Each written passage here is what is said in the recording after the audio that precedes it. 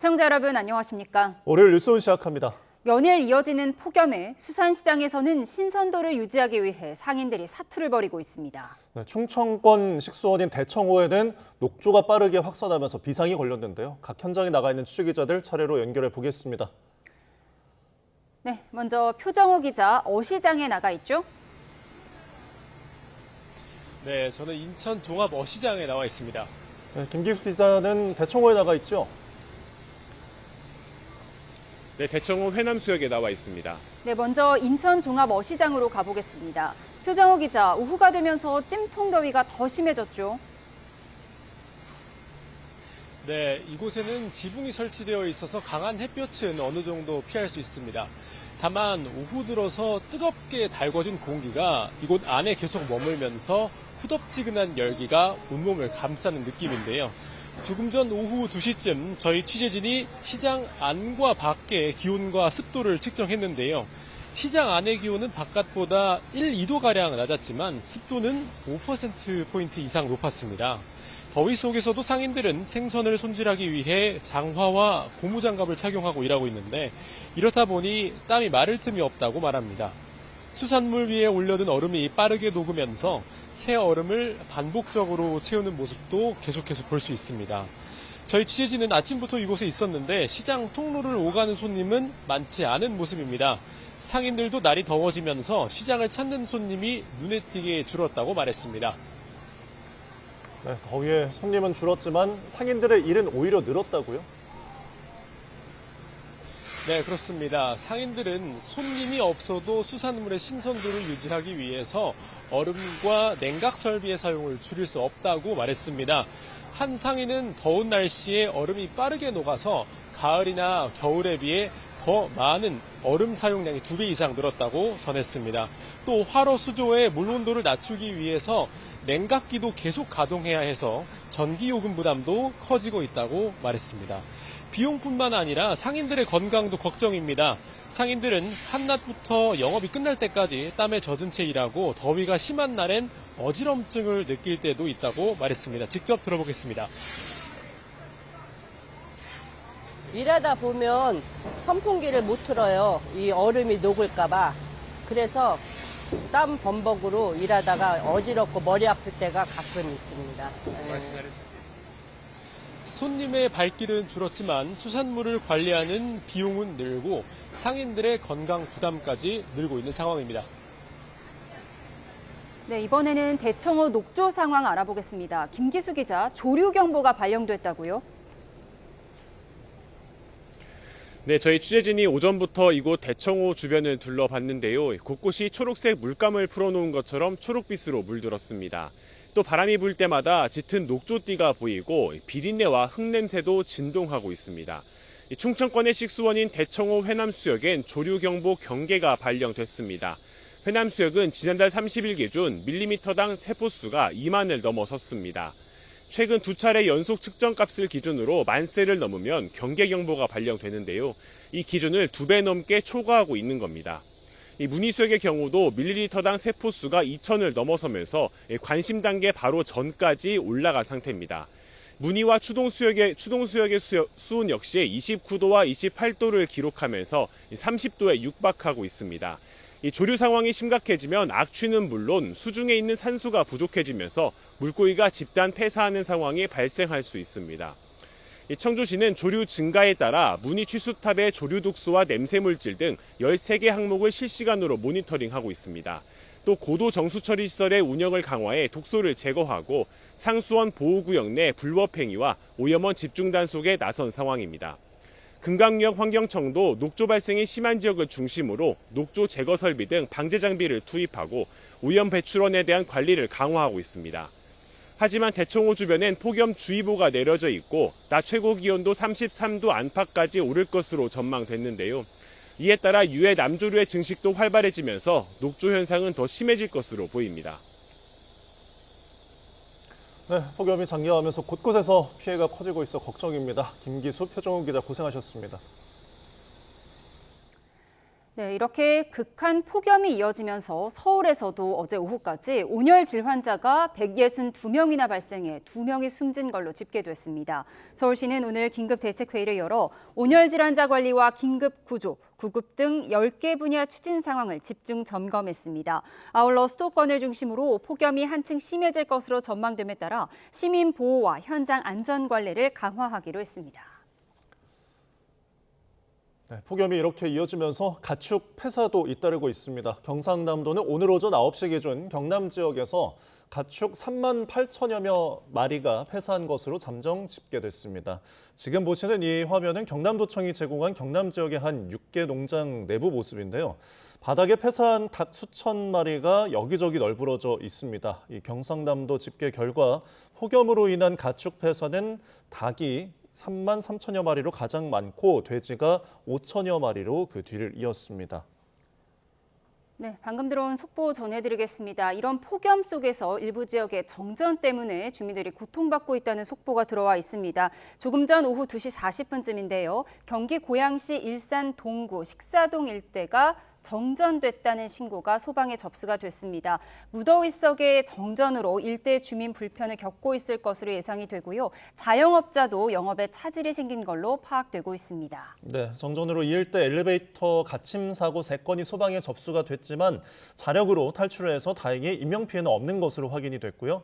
또 정전이 난 지역의 사거리 신호등이 멈춰서 경찰이 이 수신호로 차량을 통제하고 있는 것으로 파악이 됐습니다. 경찰과 한전은 승용차가 변압기를 충돌해 일대의 정전이 이어지고 있다며 현재 복구 작업이 진행되고 있다고 설명했습니다. 예, 다만 다시 한번 전해드리겠습니다. 오늘 오후 2시 40분쯤 경기 고양시 일산 동구 식사동 일대가 정전됐다는 신고가 소방에 접수가 됐고요. 주민 불편이 예상이 되고 자영업자도 영업에 차질을 빚고 있습니다. 네, 엘리베이터 갇힘 사고가 있었지만 자력으로 탈출을 해서 인명피해는 없는 것으로 확인이 됐고요. 정전 여파로 지금 사거리의 신호등이 멈춰서 경찰이 통제를 하고 있고 보시는 화면처럼 이 차량 사고가 있었던 모양입니다. 경찰과 한전은 승용차가 변압기를 충돌을 해서 이 일대에 정전이 이어지고 있다면서 복구 작업이 진행되고 있다고 밝혔습니다. 자세한 추가 소식은 저희가 들어오는 대로 전해드리겠습니다. 지옥 폭염이라는 말이 나올 정도로 극한 더위가 기승입니다. 오후 되면서 서울도 낮 기온이 올해 들어 가장 높은 36도까지 올랐습니다. 네, 또 과거 루사나 매미와 견줄 만한 초강력 태풍이 북상하고 있어서 긴장감이 고조되고 있는데요. 이 시간 정혜윤 기상재난 전문기자와 함께 자세히 짚어보겠습니다. 어서 오십시오. 네, 어서 오십시오. 네, 안녕하세요. 네, 폭염 기세가 정말 굉장한데 이번 주는 이 수도권 포함한 서쪽 지방이 가장 더운 건가요? 네, 맞습니다. 벌써 기온이 좀 많이 올랐습니다. 오늘 좀 숨이 턱턱 막힌다 이렇게 좀 느끼신 분들 많으실 텐데 제가 오늘 오기 전에 지금 기온을 좀 봤더니 남부지방에 이어서 서울도 기온이 많이 올랐습니다. 현재 서울 공식 기온이 36.7도를 기록하면서 올해 최고 기온을 기록을 하고 있고요. 자동 관측 장비에서는 현재 구로구 온수동 기온이 39도까지 올랐습니다. 또 공식 기온은 아니지만 전남 광양읍 기온이 41도를 넘어선 상황입니다. 영남 지방은 어제만큼은 아니지만 여전히 더운데요. 의령과 위량 공식 기온이 40도를 웃돌고 있습니다. 반면 어제 43도를 육박했던 양산 기온이 오늘 현재 39.1도에 머물고 있습니다. 폭염 중대 경보는 인천 옹진과 부천 지역으로 오늘 오전에 중대 경보가 확대를 했습니다. 남부 지방은 여전히 중대 경보가 발령 중이기 때문에 야외 활동과 야외 작업은 중단을 해주시고요. 한낮에는 휴식 시간을 준수해 주시는 것이 무엇보다도 중요합니다. 네, 조금 전 들어온 온도 집계도 다시 한번 전해드리도록 하겠습니다. 밀양 기온이 41도, 의령이 40.8도, 이렇게 오늘도 영남 곳곳에 40도를 돌파했다는 공식 집계 기록이 지금 속보로 들어오고 있습니다. 네, 극한 폭염이 계속되고 있는데 경남 양산은 전해드린 것처럼 39.4도를 현재 기록하고 있고요. 닷새 연속 40도를 돌파했는데 이 기록은 일단 멈춘 상태입니다. 네, 근데 이렇게 폭염이 심해지면서 통계 같은 것들도 순위가 막 변화하고 있다고요? 네, 맞습니다. 조금 전 오후 2시 기상청에서 발표한 이 통계 자료를 보니까 예. 올해 전국 폭염 일수가 현재 11.3일로 역대 4위에 해당하는 걸로 지금 나타났습니다. 얼마 전까지만 해도 역대 7위에 머물렀거든요. 예. 네, 최근 이 폭염이 지금 이제 뭐 극한 순위로 좀 계속해서 좀 심해지고 있기 때문에 빠르게 순위권으로 좀 들어온 걸로 보입니다. 앞으로 역대급 폭염이 계속해서 좀 더 이어질 걸로 보이기 때문에 네. 이 기록은 조금씩 더 당겨질 가능성이 있는 상황입니다. 열대야는 지금 보시는 것처럼 현재 10.6일로 역대 1위에 해당하는 상황이고 여름철 평균 기온이 역대 2위에 해당을 하고 있습니다. 예, 요즘 더위 양상이 동서가 바뀌었다 이런 얘기도 있더라고요. 지금 이렇게 서쪽 지방이 더운 건 네. 태풍의 영향일까요? 네, 맞습니다. 지금 일본 남쪽 해상에서 이 동쪽에서 서쪽으로 태풍 돌핀이 이동 중에 있습니다. 태풍이 서쪽으로 좀 이동을 하고 있기 때문에 이번 주 우리나라로는 동풍의 영향을 받을 걸로 예상이 되고 있습니다. 동풍이 태백산맥을 넘게 되면은 영서와 수도권 그리고 이 호남 지방 쪽으로 고온 건조한 바람이 불게 되는데요. 예. 이렇게 되면은 오늘처럼 서쪽 지방 기온이 오르게 됩니다. 잠시 좀 화면 보실까요? 네. 네. 네, 지금 이 바람은 이 한반도 주변의 대기 흐름을 보여주는 화면입니다. 지금 보시면 지금 일본 남쪽으로 지금 태풍의 흐름이 보이시죠? 예. 예, 태풍이 이렇게 이제 반시계 방향으로 이 회전을 하면서 우리나라 쪽으로 동풍을 불어넣게 됩니다. 예, 그러면 지금 보시면은 이 동풍이 지금 이게 지금 5일 상황이거든요. 예. 예, 지금부터 동풍이 계속해서 좀 강화를 하게 됩니다. 예, 그러면 산맥을 넘어서 동풍이 서쪽 지방으로 강화를 하기 때문에 서쪽 지방을 중심으로 계속해서 기온이 오르게 됩니다. 산맥을 넘어서 고온 건조한 바람이 계속해서 이 서쪽 지방 기온을 끌어올리기 때문에 앞으로 계속해서 기온이 더 오를 가능성이 있습니다. 좀 과거와 좀 비교를 해보자면 2018년도에 우리나라에 역대급 더위가 찾아왔거든요. 네. 당시에 공식 기온이 홍천이 41도 그리고 서울이 39.6도를 기록했습니다. 특히 자동 관측 장비 기온을 좀 보면 40도 이상의 기온이 당시에 네. 무려 60곳 넘게 관측이 됐는데 2018년도만 해도 열도매 환경에 일본 남쪽으로 지금처럼 이 태풍이 위치를 했었습니다. 지금과 매우 비슷한 한반도 그 기압 배치가 당시에도 있었습니다. 그러니까 이번 주 좀 당시처럼 좀 심한 더위가 있을 수 있다 이렇게 좀 보시면 될 것 같습니다. 예. 근데 이 지역별로 보면은 앞서서 영남 네. 지방이 굉장히 더웠잖아요. 네네. 그런데 이 뭐 태풍의 영향으로 바람 방향이 바뀌면은 좀 네. 이곳은 살짝 시원해지는 건가요? 시원하다기보다는 네. 이 극한의 더위가 조금 누그러들 수 있는 환경이 될 수 있을 것 같습니다. 영남과 영동 지방은 이 상대적으로 폭염의 이 극한 더위의 최절정기에서는 잠시 벗어난다고 보실 수 있겠습니다. 예. 앞서 이 양산의 기온도 어제보다는 조금 누그러졌었잖아요. 앞으로 지금 예보상으로는 낮 기온이 조금씩 떨어지면서 이번 주 중반에는 35도 안팎까지 지금 예보가 된 상황입니다. 다만 이 극한의 더위가 조금 누그러드는 거고요. 예.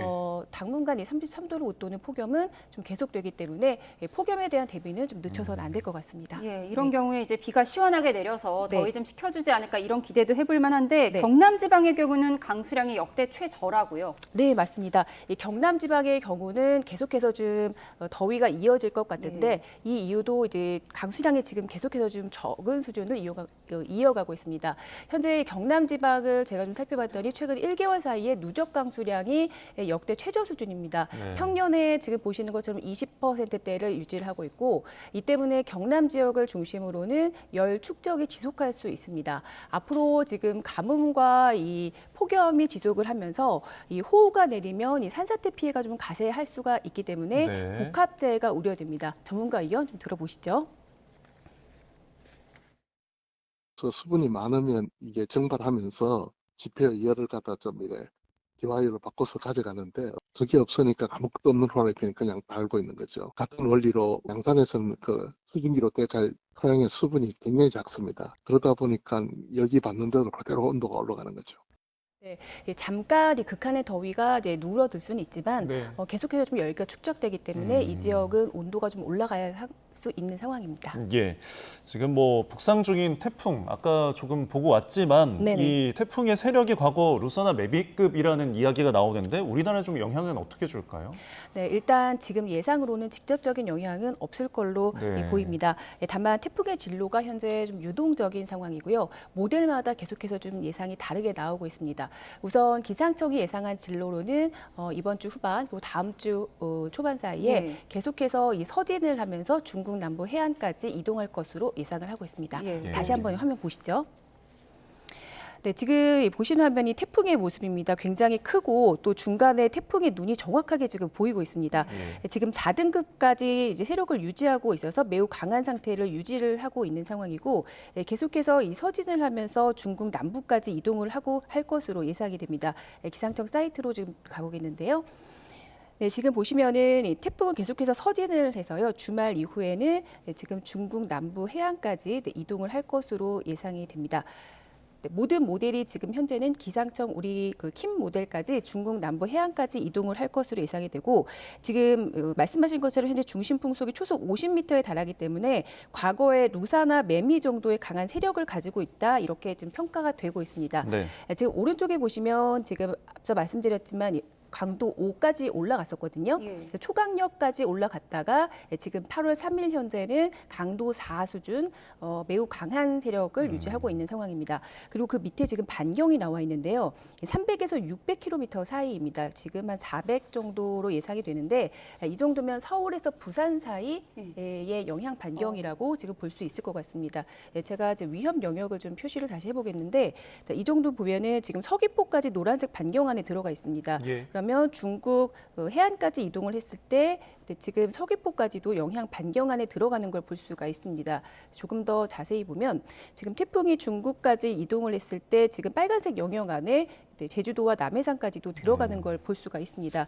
이렇게 본다면은 주말 이후에 해상이랑 제주도에는 호우 영향을 좀 받을 수 있고요. 네. 그리고 열기 때문에 내륙에서는 폭염으로 인한 더위가 더 있을 수 있다 이렇게 볼 수가 있을 것 같습니다. 예, 예. 결국 폭염이 더 길어지느냐 아니면 네네. 태풍으로 인한 호우가 발생하느냐 이 갈림길인 것 같은데 네. 양쪽 다 우리가 조심해야 될 것이 있는 거잖아요. 네, 맞습니다. 이번 주는 그러니까 한마디로 뭐 고온다습한 이 기류가 들어오면서 또 동풍에 의한 열기 그리고 태풍이 또 밀어올리는 그런 열대 수증기가 한꺼번에 좀 중첩이 되면서 네. 이 더위로 인한 또 호우로 인한 최대 고비 기간이 아닐까 하는 생각이 듭니다. 가장 우려가 되는 건 역시 좀 온열 질환이 가장 먼저 우려가 되고요. 체감 온도가 이미 뭐 35도 이상으로 넘어서기 때문에 위험 단계 수준이 될 것으로 보입니다. 네. 난 12시부터 오후 5시 사이에는 야외 작업을 전면 중단을 해주셔야 되고 또 실내 통풍이나 냉방에 좀 신경을 써주셔야 됩니다. 특히 이번 주 수도권 쪽으로 지금 폭염이 지금 계속 위험 단계 수준이기 때문에 최대 전력 수요가 역대 최고치를 경신할 위험성이 큽니다. 장시간 냉방기 가동으로 인한 실외기 화재 사고에도 각별히 주의를 해주셔야 되고 또한 앞서 보셨지만 태풍의 영향으로 해상의 파도가 좀 거세질 것 같습니다. 기상특보가 바뀔 수 있기 때문에 이 점도 유의해 주셔야겠습니다. 피서철이기 때문에 해안가나 계곡을 찾으신 피서객분들은 최신 기상 예보 수시로 확인해 주시고 위험 지역 접근도 자제해 주셔야겠습니다. 네, 기상 변수들이 굉장히 많은 것 같습니다. 건강관리, 안전관리에 각별히 유의를 해야겠다는 생각이 드는데요. 지금까지 정혜윤 기상자단 전문기자와 함께했습니다. 고맙습니다. 고맙습니다.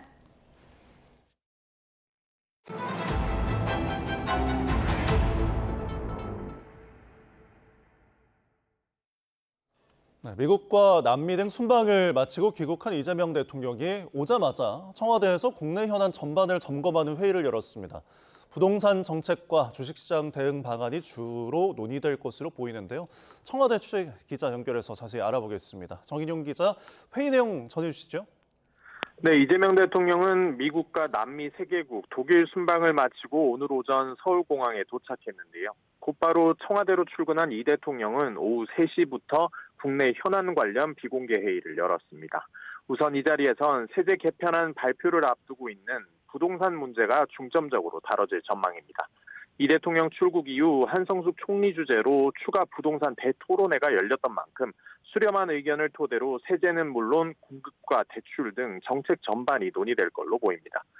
변동성이 심화하고 있는 국내 주식시장에 대한 대책 역시 점검 대상입니다. 주가 급등락 요인으로 지목되는 단일 종목 레버리지 ETF 상품을 둘러싼 금융당국의 보완책이 지난주 금요일부터 시행됐는데요. 그에 따른 시장 반응과 정책 효과를 분석하고 추가 대안에 대한 토의가 있을 거로 예상됩니다. 청와대 관계자는 오늘 회의에 대해 이 대통령이 순방으로 자리를 비운 시간이 길었던 점을 고려해 국내 주요 현안 모두를 살펴보는 자리라고 YTN에 설명했습니다. 이에 따라 부동산과 증시 외에 폭염 대책 등 국정 전반에 대한 의견 교환이 있을 거란 관측이 나옵니다. 회의에는 한성숙 총리는 물론 유관부처 장관들과 청와대 핵심 참모들이 참석한 것으로 알려졌습니다. 이 대통령은 내일부터는 지난달 중순에 이어 남은 정부 부처를 대상으로 이틀간 업무 보고를 받습니다. 산업부와 외교, 국방부, 법무부 등이 생중계로 정책 성과와 국정과제 추진 계획을 설명하는데 3대 메가 프로젝트와 이란 전쟁, 보안수사권 폐지 등이 핵심 의제로 떠오를 전망입니다. 지금까지 청와대에서 전해드렸습니다. 네, 보안수사권 폐지를 담은 형사소송법 개정안이 국무회의 의결을 앞둔 가운데 정치권 논쟁은 잦아들지 않고 있습니다. 특히 공소기각 사유를 확대한 조항이 법안에 포함된 걸 두고 여야는 엇갈린 해석을 내놓고 있는데요. 국회로 가보겠습니다. 박정현 기자. 네, 국회입니다. 네, 민주당의 대국민 보고회가 2시부터 진행이 됐는데요. 자세한 내용 전해주시죠. 네, 한명도 대표 직무대행 겸 원내대표 주재로 열렸는데요. 이번 입법의 핵심은 권한을 없애는 게 아니라 분산하고 상호 경제하는 거라며 일각의 부작용 우려에 대해 조목조목 반박했습니다. 아동학대, 가정폭력 등 7대 범죄에 한해 정권 송치를 도입하는 등 추가 보완책도 약속했습니다. 공소기각 확대 조항이 대통령 재판 취소를 염두에 둔 거 아니냐는 야권 지적엔 그런 생각은 꿈도 꾸지 못했다며 억울한 국민을 구제하기 위한 수단이다 일축했습니다. 국민의힘은 반면 오늘 아침 청와대로 달려갔습니다. 대통령 제2요구 행사를 압박하기 위함인데요. 형사소송법 개정안은 이재명 대통령 포함 범죄자만 더 좋은 법이라며 거부권 행사는 선택이 아닌 국민과 역사의 명령이라고 강조했습니다. 공소기각 조항을 겨냥해선 대통령이 본인 재판 취소를 위해 민주당과 추악한 거래를 벌였다고 주장했습니다. 국민의힘은 동시에 형소법 개정안에 대한 헌법 소원을 준비하고 법안이 국무회의를 통과한 뒤엔 자체 대안 입법도 예고했습니다. 네, 민주당 정당대회가 이제 2주 앞으로 다가왔습니다. 지금까지 판세 어떻게 흘러가고 있습니까? 네, 혼전 그 자체입니다. 김민석, 정청래 후보 간 격차 불과 1,200표 남짓입니다. 초박빙 승부로 흐르면서 개파 간 신경전도 후끈 달아오르고 있는데요. 정청래 후보 오늘 강원 일정 뒤 기자들과 만나 대부분 국회의원이 김민석 후보를 응원하는 상황 속 불경 1위는 단순 승리 그 이상의 의미가 있다며 정청래의 바람에 김민석의 조직을 이길 거다 자신했습니다. 특히 김 후보의 과거 탈당의 이력을 거듭 겨냥하며 18년간 가출하더니 집문서를 내놓으라 한다. 배신은 총령이 없다 직격했습니다. 김 후보 직접 맞대응은 자제하는 모습인데요. 반면 송영길 후보는 경제 상황도 녹록지 않은데 당청이 마치 레버리지 ETF처럼 두 배로 멀어지는 것 같다. 거듭 반면 구도를 띄웠습니다. 각축전 속 결국 승패는 호남이 가를 거란 관측에 따라 후보들 구애 경쟁도 치열합니다. 김 후보는 전주와 광주를, 송 후보는 여수와 광양에서 당원들을 만납니다. 정 후보는 오늘 강원을 찾았지만요. 아침 SNS엔 부울경과 충청 노사모들을 향해 호남 지인에 연락해달라 읍소를 전하기도 했습니다. 지금까지 국회에서 전해드렸습니다.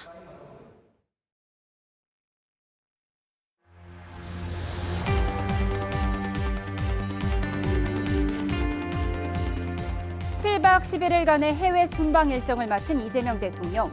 귀국하자마자 리얼미터 기준 취임 후 최저 지지율 성적표를 받아들었습니다. 리얼미터 측은 레버리지 ETF 파장에 따른 증시 불안, 또 부동산 세금, 검찰 보안 수사권 폐지 등이 복합적으로 지지율 하락을 불러왔다고 분석했습니다. 대통령 순방 중에 치러진 민주당 전당대회, 충청과 영남권 경선에서는 김민석 대 정청래 1승씩을 나눠 가졌는데요. 서로 윤리위원회에 제소하겠다며 진흙탕 양상도 보이고 있습니다. 대통령 마음을 불편하게 하는 또 다른 요소가 아닐까 싶은데요. 관련 영상 먼저 보고 오시죠. 이런 뻔뻔한 지도부가 들어와서 당의 지도부를 봉숭아 학당으로 만드는 일은 없어야 합니다. 선관위에 제소되어야 하고 윤리위에 제소되어야 합니다. 전당대회 첫 경선 지역 충청의 선택은 김민석 후보였습니다. 위헌 정당의 위험에 빠뜨린 김민석 후보는 제가 당대표가 되면 반드시 윤리위에 제출해서 심판받도록. 부산, 일산, 경남 지역에선 정청래 후보가 2위에 올랐습니다.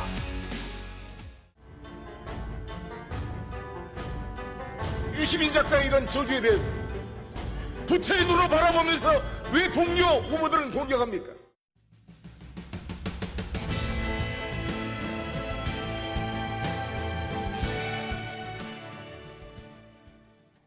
네, 오늘의 정치운 김현정 민주당 의원, 유영원 국민의힘 의원과 함께합니다. 어서 오십시오. 안녕하세요. 예, 대담 시작하기에 앞서 속보 먼저 전해드리고 대담을 이어가도록 하겠습니다. 네, 온열 질환자 관련한 속보가 들어왔는데요. 어제 온열 질환자가 전국에서 108명이 발생했다는 속보가 들어와 있습니다. 네, 사망자가 1명으로 집계가 됐고요. 네, 하루 온열 질환자 환자가 100명을 넘어선 건 올해 들어 처음인 것 같습니다. 저희가 정확한 수치가 나오면 다시 한번 전해드리겠습니다. 올여름 누적 온열 질환자는 2,000명을 돌파했고요. 누적 사망자는 16명으로 집계됐습니다.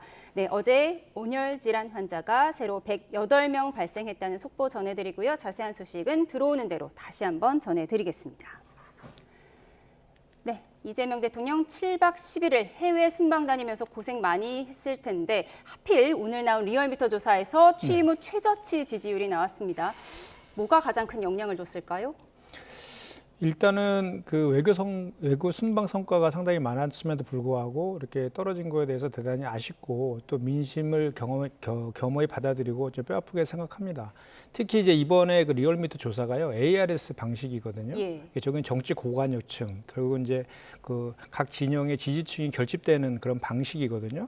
그런데 이제 이번 현재 지금 더불어민주당이 전당대회 등 컨벤션 효과가 있잖아요. 그래서 진보층 표집이 많았어요. 예. 더불어민주당의 지지율은 올라갔거든요. 근데 대통령 지지율은 떨어졌기 때문에 더 아쉽다 이런 말씀을 좀 드리고 뭐 가장 큰 원인으로는 그 레버리지 ETF라든지 그 증시 변동성 확대라든지 이제 부동산 세제 관련된 그런 것들이 지금 악영향을 미친 것 같다라는 그 평가인데요.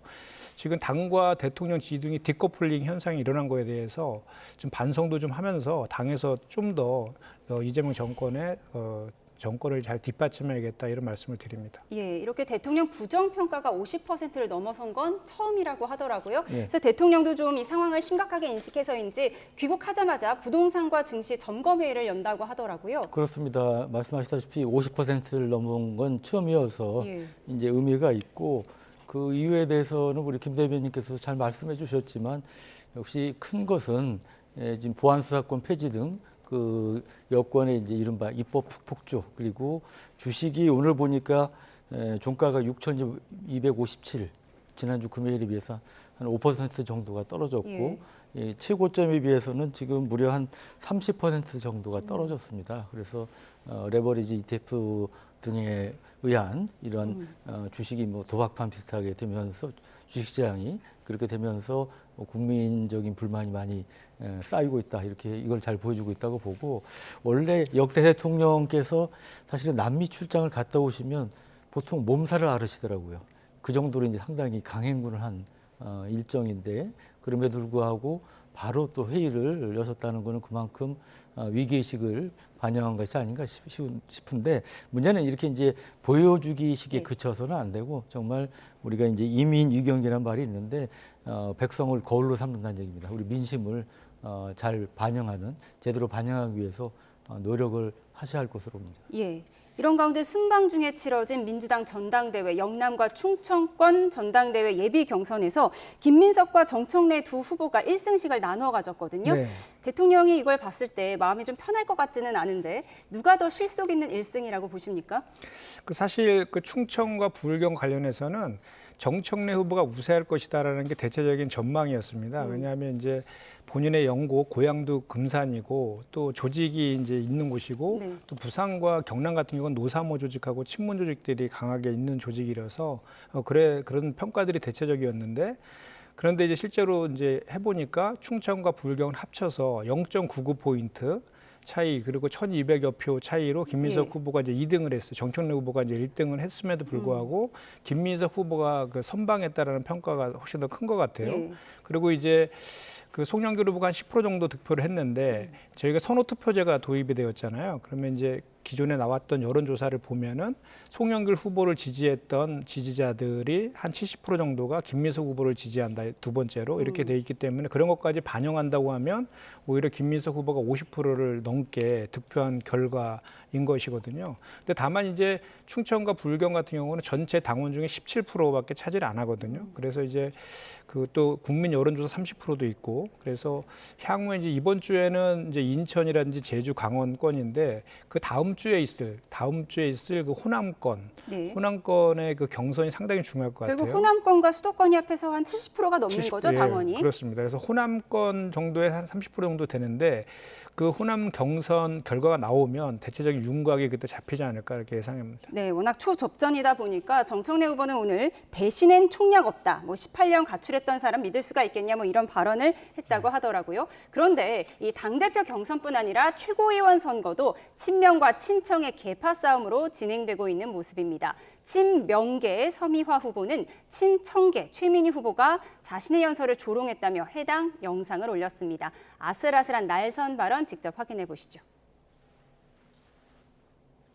지난 지방선거에서는 우리가 진짜 이겼다고 생각하십니까? 내란 정당, 국힘당은 팔팔 살아나고 민주당 지지율은 빠지고 있는데 이겼다고 우기냐? 이길 겁니까?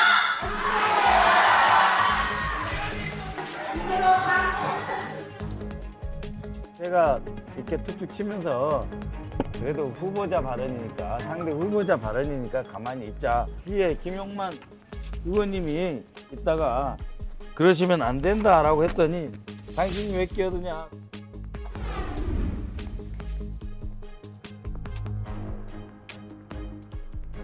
서미화 의원님 연설을 듣다가 너무 앞에다 대놓고 이름을 명기하면서 모욕을 주시기에 저도 모르게 아니요라고 말을 했어요.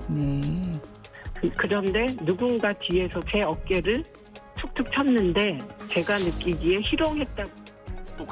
이런 가운데 정청래 후보 뒤에 앉은 이지은 전 대변인이 정청래 후보 어깨를 두드리고 그리고 나서 볼을 손가락으로 살짝 찌르는 볼콕 영상이 논란이 됐습니다. 세종시당 위원장님도 정말 고생 많이. 장난치는데. 맞아요. 예. 조심하겠습니다. 이건 무슨 사이예요? 거기는 마포의 지역위원장이시고요. 저는 마포 갑 지역위원장. 나이 차이 얼마나? 네, 폭염 관련 속보가 들어와서 먼저 전해드리고 대담 이어가도록 하겠습니다. 서울에 첫 폭염 중대경보가 발표됐다는 속보가 들어왔습니다. 지금 서쪽 지방이 폭염에 시달리고 있다는 얘기를 계속해서 전해드리고 있는데요. 지금 서울 지역에 첫 폭염 중대경보가 발령이 됐습니다. 서울 동남권과 서남권을 대상으로 하고 있는데요. 경기 남부에도 폭염 중대경보가 발령이 됐습니다. 오산과 하남, 여주가 대상입니다. 이런 가운데 전남에도 폭염 중대경보가 확대되면서 장성과 곡성에도 폭염 중대경보가 내려졌다는 속보 전해드립니다. 자세한 소식은 들어오는 대로 추가로 전해드리겠습니다. 네, 과거 이재명 대통령을 윤석열 전 대통령에 비유했다는 논란으로 대변인직에서 물러나기도 했던 친청계 이지은 마포갑 지역위원장 정청래 전 대표에게 이른바 볼콕하는 영상이 확산되면서 좀 논란이 되고 있습니다. 어떻게 보셨어요? 저도 저 영상 보고 좀 놀랐는데 이게 보통 자리가 아니고 수많은 분들이 지켜보는 큰 행사 자리 아닙니까? 그래서 물론 이제 장난삼아 그렇다고 하시지만 저는 저 장면을 보면서 만약에 저희 당에서 저런 일이 벌어졌다면 민주당이나 여당 지지하신 분들이 어떤 반응을 보였을까 하는 생각을 좀 해봤습니다. 적절치 않고요. 그래서 앞으로 더욱 이제 신중한 이러한 태도가 필요하다고 생각이 들고, 그다음에 아까 최민희 후보 그 반응하신 것도 보면 그 최민희 전에 위원장이셨잖아요. 위원장 하시면서 저희 당이 굉장히 많이 당했습니다. 그런 사례를 들면 정말 이 시간 20분 동안 떠들어도 부족할 상황인데, 그래 이제 우리 옛말에 보면 제 눈에 들보는 보지도 못하고 남의 눈에 티끌만 탓한다 이런 얘기도 있는데 전형적인 그런 사례가 아닌가 싶고, 우리 민주당의 그 점잖으신 문진석 의원님도 오죽하면 그러시지 않았습니까? 불편하다고 당원을 일배로 몰면 되느냐 하며 사과를 요구하신 걸로 아는데 적절치 않으신 걸로. 예, 지금 보여드리는 화면이 최민희 의원이 이제 인사를 하면서 서미화 후보를 패싱하고 악수를 하지 않고 지나가는 모습도 보여드렸어요. 지금 이 과정에서 나의 연설을 조롱했다라는 비판이 있던 거예요? 서미화 그 후보가 제 영상을 공개하면서 모욕감을 느꼈다 이렇게 얘기를 했죠. 그리고 또 특히 이제 서미화 의원 같은 경우는 장애인이잖아요. 그러다 보니까 이제 장애인 이 연설하는데 그렇게 했냐는 것까지 덧붙여져서 지금 비판의 목소리도 많이 나오고 있는 것 같은데 어쨌든 지금 경선이 과열되다 보니까 저런 일들도 일어나고 있는 것 같은데 서로 이제 예의 같은 건 지키는 게 좋을 것 같고 저런 것들이 오히려 당장 본인은 스트레스 풀릴 수 있지만 표에는 오히려 역효과가 날 거 아니겠습니까? 그래서 저는 앞으로 이렇게 뭐 경선이 치열해질 수밖에 없는 그런 상황이지만 그래도 서로 간에 존중하면서 그 팩트에 대해서는 팩트로, 그 주장에 대해서는 주장으로 반박하는 그렇게 그 경선을 치렀으면 좋겠다라는 생각입니다. 네, 지금 최고위원 선거까지 이렇게 가열되면서 이 전당대회 끝나고 이게 봉합이 될 수 있겠느냐 이런 우려의 목소리도 계속 나오고 있습니다. 한민수 최고위원 후보의 영상이 좀 준비되면 보여주시면 좋겠습니다. 네, 최고위원 선거도 지금 과열되고 있는 모습인데 지금 한민수 최고위원 후보 이렇게 춤을 추는 영상이 나오고 있습니다. 지금 손가락으로 보면은 2번과 5번을 얘기하고 있어요. 2번은 이제 당대표 정청래 후보를 뽑아달라. 5번은 최고위원으로는 자기를 뽑아달라. 이런 얘기인 것 같습니다. 이 최고위원도 개파 갈등 양상을 계속해서 보이고 있는데 타당에서 보시기엔 어떻습니까? 국민의힘도 이런 식으로 전당대회를 치렀던가요? 네, 그러니까 저희 타당 말씀을 좀 드리기 좀 조심스럽습니다만 저희도 뭐 이제 그런 점에서 어느 라인이다 뭐 이런 얘기는 있었죠. 그리고 실제로 그런 양상이 있었습니다만 제가 느끼는 거는 전쟁 중에도 내전이 더 무섭다는 얘기도 있지 않습니까? 이제 그런 양상이 나타나는데 민주당은 저희 당보다 좀 훨씬 그런 것들이 강한 거 아닌가 싶고요. 지금 최고위원도 5분 이렇게 보니까 이른바 이제 친청계로 알려진 분이 1등을 하시고 그다음 분이 이제 다른 성향을 가지신 분이 2등. 네, 지금 순서는 최민희, 박선원, 한민수, 서미화, 김용 후보 순서로 최고위원이 당선권에 들고 있는 것 같습니다. 나타나고 있는 거 들었습니다. 예, 지금 현재 충청과 영남권 지역 순회 경선을 마쳤고요. 가장 중요한 호남권과 지금 수도권이 남아있는 상황이니까요. 민주당 전당대회 지켜보도록 하겠습니다. 그런가 하면 민주당 주도로 본회의를 통과한 보안수사권 폐지안, 대통령의 거부권을 행사하지 않는다면 아마도 이번 주 국무회의까지 통과해서 정말로 돌이킬 수 없게 됩니다. 야당의 막판 여론전 들어보시죠. 이 법에 대한 거부권 행사는 대통령의 권한도 선택사항도 아닙니다. 국민의 명령입니다. 거부권 행사 권한은 적절치 않다고 판단하고 있습니다. 네, 민주당은 이 법안에 대한 대국민 보고대회를 조금 전 2시부터 열고 있는데요. 앞서 무소속 한동훈 의원은 대국민 보고회를 왜 민주당 원내대표실에서 하냐, 그러면 국민이 참여 가능하냐며 코메디를 하고 있다고 비꼬았습니다.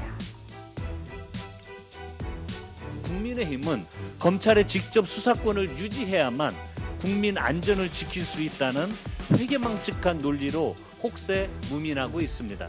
서류만 보고 부족한 부분을 제대로 보충하는 거는 그건 거의 검사가 무당이 되기를 바라는 수준이고요. 웃긴 거는 검사는 증거도 수집하면 안 되고 면담은 할 수 있지만 수사는 하면 안 돼요. 자백을 검사가 처음 들었을 때 멈춰! 빨리 다시 지금 경찰로 가서 자백하고 오세요. 이렇게 해야 돼요.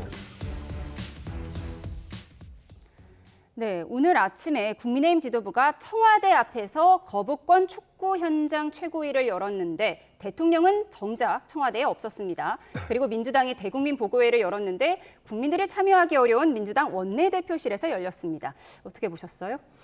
일단은 국민의힘 지도부가 청와대 앞에 가서 한 것은 선동정치한다고 보여집니다. 그러니까 그 전에 법사위에서나 본회의에서 논의할 때는 전혀 참여도 하고 있지 않다가 통과되니까 대통령 탄핵 운운하면서 저렇게 장애로 나가는 거는 공당으로서 책임 있는 자세라고는 보여지지 않고요. 그 최고위가 전국의 국민들에게 생방송 되지 않습니까? 거기에서 충분히 할 얘기 있으면 하면 되는 것인데 저렇게 장애로 나가는 것은 결국은 지금 국민의힘 내부가 징계 문제라든지 또 멱살잡이 이런 문제로 되게 내용이 있지 않습니까? 그런 것과 장동혁 대표 사퇴론 이런 것들을 대해서 좀 시선 돌리기 하는 차원에서 본인의 당권 유지를 위해서 저는 정치쇼를 하고 있다라고 보여집니다. 그래서 진정으로 정말 이게 국민들을 위한 것이라고 하면 우리 지금 더불어민주당에서는 이 검찰 개혁과 관련해서 이게 계속해서 오랫동안 논의되었던 내용이고 수사 기소 분리를 원칙으로 해서 국민 피해라든지 수사 공백 등에 대해서 최대한의 보완을 하는 조치들을 저희가 마련을 했습니다. 그 내용에 대해서 대국민 이제 보고회도 지금 하고 있는 것인데 대국민 보고회를 또 원내대표실이 산다고 비판하는 것도 하나의 정치 공세라고 저는 생각하는 게 국민이 참여하기 힘들다. 한동훈 의원은 코미디하는 거냐 민주당을 비판하더라고요. 그 전에 그 이재명 대통령께서 대국민 보고회 같은 거 이렇게 시민들 참여해서 하면 그것도 다 정치쇼라고 늘 비판했지 않습니까? 늘 비판하는 이제 비판을 위한 비판하는 게 좀 문제라고 생각하는데 원내대표실에서 기자분들을 좀 모아놓고 거기서 설명을 하고 질의응답을 받는 거잖아요. 그것이 직간접적으로 국민에 대한 보고를 하는 형식인 것이죠. 그래서 그런 형식과 가지고 이제 시비 걸 건 아니고 내용적으로 우리 더불어민주당에서도 이 내용과 관련해서 하나의 숨김없이 있는 그대로를 국민들께 설명드리고 또 국민들이 우려하는 지점들에 대해서 상당히 이제 무조건 보안 수사권이 폐지되면 큰 문제가 있는 것처럼 계속 국민의힘에서 그렇게 호도한 측면도 있잖아요. 근데 그거에 대해 충분한 보완을 했고 앞으로도 미비한 부분에 대해서는 보완해 나가겠다라는 이제 말씀들을 드리고 국민들을 안심하는 그런 자리다라고 보여지고요. 실제로 이제 이 법안이 통과가 된다라고 하면 여전히 시행령이나 시행규칙 등으로 인해서 보완해야 될 부분이 많이 있습니다. 그리고 정권 송치라든지 중수청에서 보완 수사하는 내용들도 별도 입법을 해야 되거든요.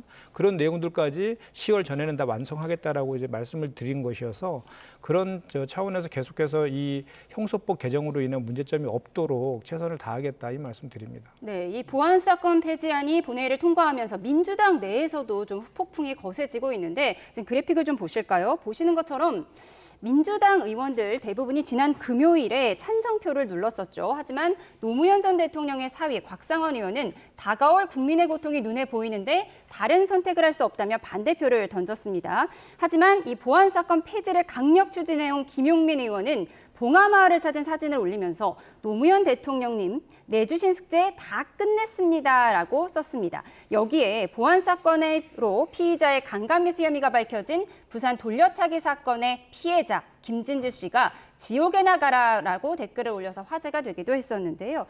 네, 의원님은 어떻게 보십니까? 지금 노무현 전 대통령을 찾아가서 김용민 의원이 내주신 숙제 다 끝냈습니다라고 글을 올린 거예요. 과연 노무현 전 대통령이 이런 숙제를 내주신 게 맞을지. 근데 지금 사회자께서 말씀하셨지만 지금 여당 내 특히 딴 분도 아니고 노무현 전 대통령의 사위신 곽상원 의원님이 반대표를 던지셨잖아요. 그래서 김용민 의원은 노 대통령의 뜻이 이루어진 것처럼 말씀하셨지만 그것은 정말 고인이 취지를 왜곡한 것이다 이렇게 볼 수가 있고 또 하나는 지금 많이 이제 보완하신 것처럼 김 대변인 말씀하셨지만 지금도 여당 내에서도 아직 보완할 점이 있다는 데서는 부정을 못 하고 계세요. 그리고 실제로 이런 폐단 심지어 갤럽 여론조사에 따르면 민주당 지지자들 중에도 보안 수사권 유지를 찬성하는 분이 폐지 찬성하는 것보다 더 높습니다.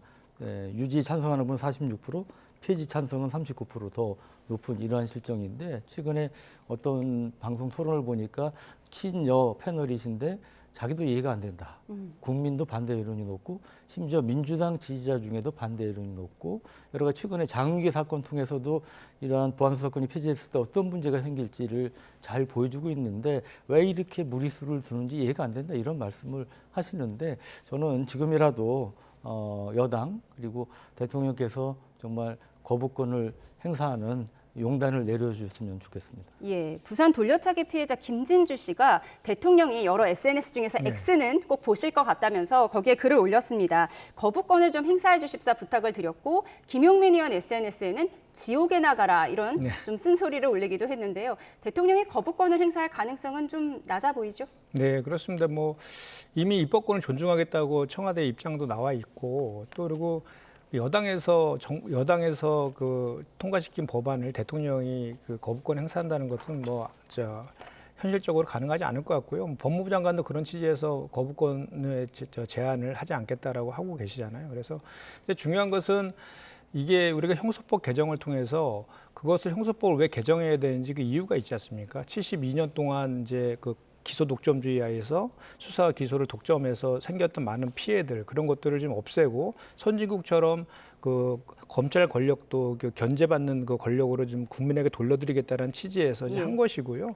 그것이 가장 핵심적인 내용이 수사와 기소를 분리하는 것이다 보니까 그 원칙을 지키는 선에서 또 예상되는 많은 그리고 우려하는 많은 그 목소리들을 담아서 최대한의 보완을 했다라는 말씀을 드리고 앞으로도 아까 말씀드린 것처럼 시행령이나 시행규칙 그리고 별도의 입법을 통해서 보완해야 될 부분들이 있습니다. 그리고 이미 그 공소청과 중수청은 12월 2일 날 출범하고 검찰청은 없어졌습니다. 그래서 10월 2일 이전에 그런 것들을 완벽하게 정리를 해나가야 되거든요. 그런데 최선을 다하겠다는 말씀드립니다. 예, 보완에 최선을 좀 다해 주셨으면 좋겠고요. 민주당 내부도 복잡하지만 국민의힘 내부도 여전히 복잡합니다. 지난 4월 장동혁 대표가 8박 10일 동안 미국을 방문했었죠. 미국 핵심 인사들과의 만남도 성사되지 않아서 빈손 방미란 비판을 받았는데 사용한 예산이 도마 위에 올랐습니다.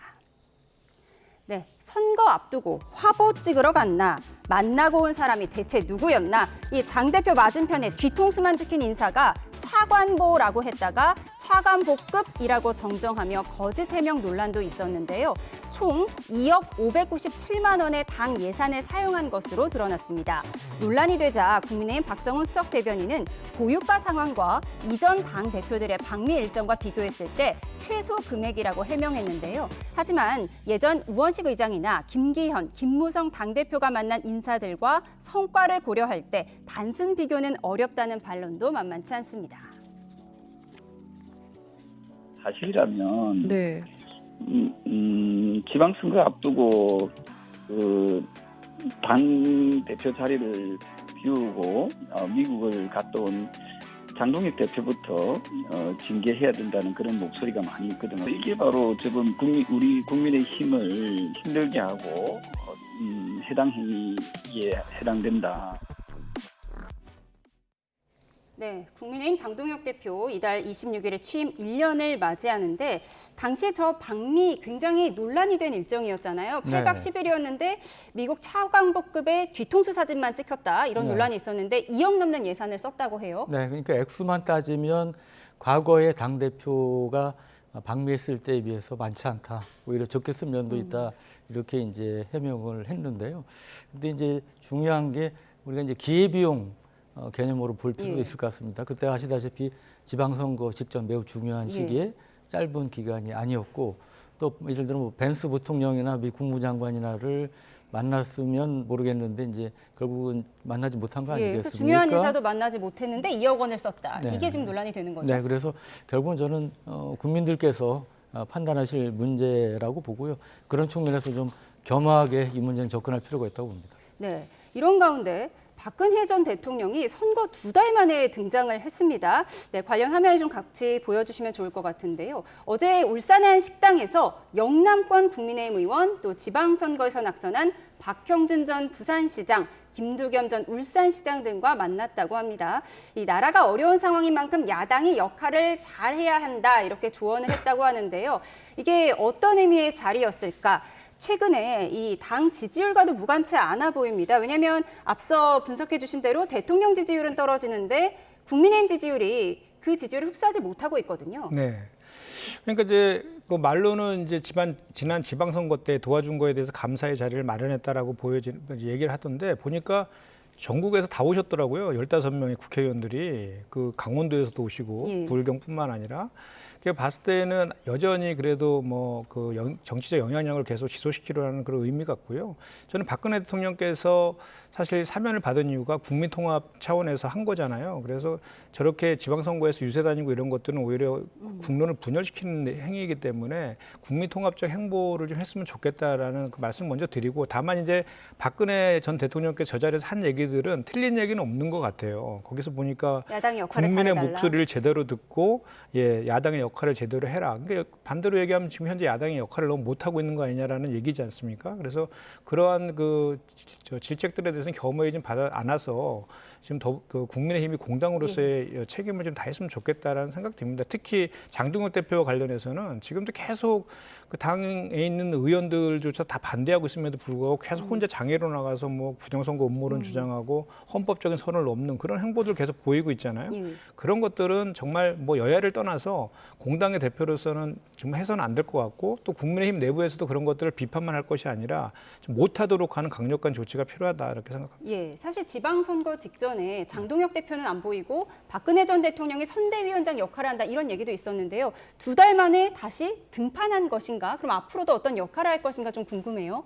네, 그 부분은 우리 김 대표님도 말씀하셨지만 아주 원론적인, 당위론적인 말씀만 하셨고 어떤 정치적으로 향후 행보와 관련된 일을 그 시사하거나 직접적인 언급과 관련된 말씀은 안 하신 걸로 알고 있습니다. 그렇기 때문에 이 자체에 대해서 큰 정치적 의미를 부여하는 것은 적절치 않다고 봅니다. 예, 박근혜 전 대통령이 왜 선거 2달 만에 등장했을까 큰 의미는 부여하지 말아야 된다라고 말씀 주셨습니다. 지금까지 김현정 민주당 의원, 유영원 국민의힘 의원 두 분과 함께했습니다. 고맙습니다. 감사합니다.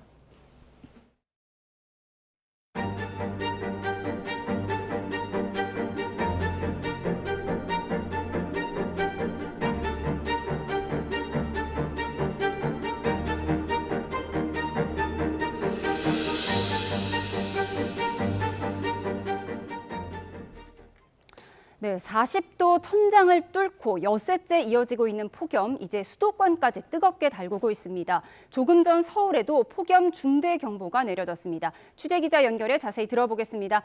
장하영 기자, 최고 수준의 폭염 경보인 폭염 중대경보가 수도권에 내려졌다고요?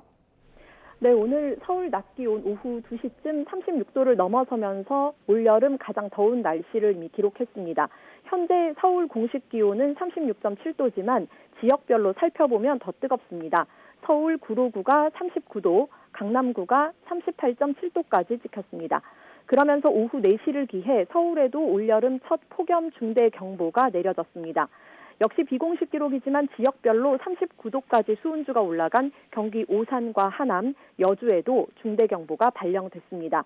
현재까지 집계된 오늘 최고 기온 분포 살펴보면 우리나라 대부분이 아주 붉게 물들어 있는데요. 연일 펄펄 끓었던 동쪽의 열기도 여전합니다. 경남 밀양이 41도, 의령도 40.8도 보이고 있습니다. 40도 넘는 기온 지난달 29일 경남 양산에서 처음 기록이 됐는데요. 오늘까지 엿새째 40도 천장을 뚫은 폭염이 영남권을 중심으로 곳곳에서 나타나고 있습니다. 폭염특보 현황 다시 살펴보면 오늘 오후까지 열흘째 영남권을 중심으로 내려졌던 폭염 중대경보는 대부분 해제됐습니다. 앞으로 기온이 내려갈 걸 미리 반영한 조치입니다. 폭염경보는 더 확대됐습니다. 이 폭염 중대경보는 생명을 위협하는 수준의 극단적인 더위가 예상될 때 내려집니다. 야외 활동을 중단하고 그늘로 이동하며 이 독거노인을 비롯한 이웃의 안전을 살펴야겠습니다. 네, 밤사이에 열대야도 여전했죠. 네, 전국 대부분 지역에 열대야주의보가 내려진 가운데 간밤에도 무척 더웠습니다. 인천의 밤 최저 기온 27도, 서울 26.5도를 기록했고 부산과 경남 양산은 밤에도 28도 아래로 기온이 떨어지지 않았습니다. 어제 기상 관측사상 최고 더위인 42.5도를 찍은 경남 양산에서는 18일째, 부산에서는 15일째 열대야가 이어지고 있고요. 이 서울도 12일째 열대야입니다. 밤에도 기온이 30도가 넘는 초열대야 현상을 보였던 강원 강릉의 밤폭염은 26.7도로 다소 누그러졌습니다. 기상청은 다음 주 중반까지 소나기 이외의 비 소식이 없이 더위가 이어질 걸로 전망했습니다. 지금까지 과학기상부에서 YTN 장하영입니다. 이렇게 전국적으로 폭염이 이어지면서 화재 위험 경보도 경계로 격산된 가운데 울산의 한 페인트 창고에서 불이 났습니다. 이 불로 인근 주민 1명이 숨지는 등 5명의 사상자가 발생했습니다. 오태인 기자입니다. 페인트 창고 건물에서 시커먼 연기와 함께 불길이 치솟습니다. 거센 불길은 주차된 차량까지 옮겨 붙었습니다. 신고를 받고 출동한 소방대원들이 주변 건물로 불이 번지지 않도록 물을 쏘아댑니다. 고성능 화학차까지 동원됐지만 화마의 기세는 쉽게 꺾이지 않습니다. 연기가 자욱했었고, 그래서 문 열고 일단 맨 처음에 옥상을 갔는데 옥상 위에 이제 연기로 다 덮여 있어서 바로 일단은 집에 뭐 간단한 것만 챙기고 바로 나온 상황이었어. 불이 시작된 것은 오전 8시 20분쯤 이불로 화재 현장 인근 원룸에 살던 60대 여성이 숨졌습니다. 또 페인트 창고 업주인 60대 한 명이 중상을 입어 병원으로 옮겨졌고 다른 3명도 다쳐 치료를 받았습니다. 페인트 창고에서 시작된 불은 삽시간에 인근 원룸 건물과 카센터 등 4곳으로 옮겨붙어 피해를 키웠습니다. 불은 발생 40분 만에 큰 불길이 잡혔지만 완진까지는 4시간 넘게 걸렸습니다. 창고에 쌓인 페인트 등 일화성 물질이 타오른 데다 폭염 탓에 불이 빨리 번지면서 진화에 애를 먹었습니다. 경찰과 소방당국은 건물 내에서 지게차 작업 중에 불이 난 것으로 보고 있습니다. 또 폭염이 이어지는 만큼 일화성 물질 폭발 등도 염두에 두고 조사하고 있습니다.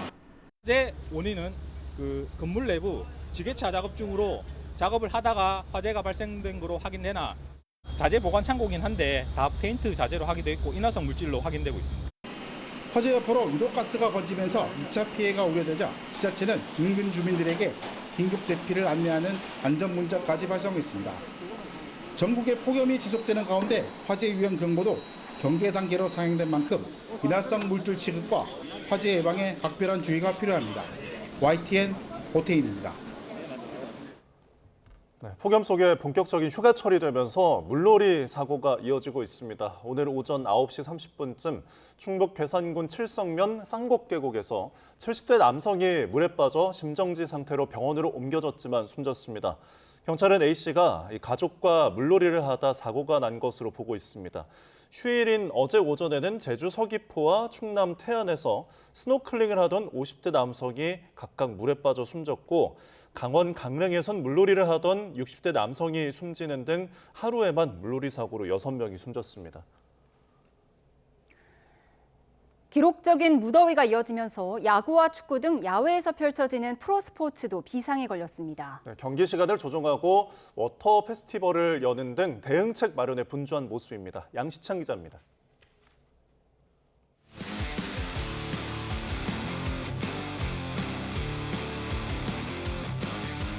안타와 홈런, 득점이 나올 때마다 야구장은 워터 페스티벌이 펼쳐집니다. 섭씨 30도를 훌쩍 넘기는 폭염에 팬들은 물놀이 하듯 야구를 즐깁니다. 관중석에서 인기 가수의 특별 공연이 펼쳐지는 점도 잠시나마 더위를 잊게 하는 요소입니다. 야구장에 와서 덥긴 한데 물에 풀어갖고 좋아하는 선수가 안타 홈런 치니까 더위가 싹 가시는 것 같습니다. 경기가 열리는 야구장은 그나마 나은 편입니다. 폭염 중대경보가 발효된 창원에서는 지난 휴일 이틀 연속 경기가 열리지 못했고 부산에서는 예정 시간보다 30분 늦게 경기가 시작됐습니다. 유독 올해 기록적인 더위가 이어지는 탓에 지난해는 한 경기도 없었던 폭염 취소 경기가 올해는 벌써 3경기나 나왔습니다. 지난 2024년을 넘어 역대 가장 많은 폭염 취소 경기가 나올 가능성도 커졌습니다. KBO는 날씨에 따라 휴식 시간을 최대 10분까지 연장할 수 있도록 하고 선수단에 충분한 냉방기기와 음료수를 배치하도록 했습니다. 기상 상황 예보를 실시간으로 모니터링하고 관람객과 선수단의 안전을 최우선적으로 고려하여 경기 진행 여부를 판단하고 있습니다. 폭염에 노심초사하는 건 K리그도 마찬가지입니다. 경기 시간을 저녁 7시 이후로 편성하고 전후반 한 차례씩 쿨링 브레이크 시간을 운영하고 있습니다. 아직 야구처럼 경기가 취소된 적은 없지만 무더위 정도에 따라 언제든 취소할 수 있다는 입장입니다. 경기를 취소할 수 있는 사유 중에 폭염을 추가를 해서 너무 경기가 더워서 경기 개최가 불가능하거나 연기가 필요할 때는 개최를 중지하거나 연기할 수 있도록 대회 요강에 넣어놨거든요. 각 프로스포츠 종목단체와 구단은 관중들의 안전을 위해 온열질환 대비 수칙을 적극적으로 안내하고 응급 환자에 대비하는 등 관람객 보호에도 신경 쓰고 있습니다. YTN 양시창입니다. 연일 폭염이 기승을 부리는 가운데 올여름 온열 질환자가 어제만 108명 늘어나 2,025명으로 집계됐습니다. 네, 무더위의 일상생활은 물론 산업 현장에도 타격이 상당한데요. 사회부 이현정 기자와 함께 자세한 피해 상황들 짚어보겠습니다. 어서 오십시오. 네, 조금 전 집계된 온열 질환자 통계를 보니까 어제 하루에만 100명 넘는 환자가 발생했다고요? 네, 맞습니다. 어제 하루 전국에서 온열 질환자 108명이 발생한 것으로 집계됐습니다. 이 가운데 사망자는 1명으로 나타났습니다. 올여름 누적 온열 질환자는 2,025명으로 2,000명대를 이로써 넘어섰습니다. 온열 질환으로 인한 사망자도 모두 16명으로 늘었습니다. 오늘 질병관리청 자료를 보면 앞서 7월 11일과 13일, 8월 1일에도 하루에 100명이 넘는 환자가 발생한 것으로 확인됩니다.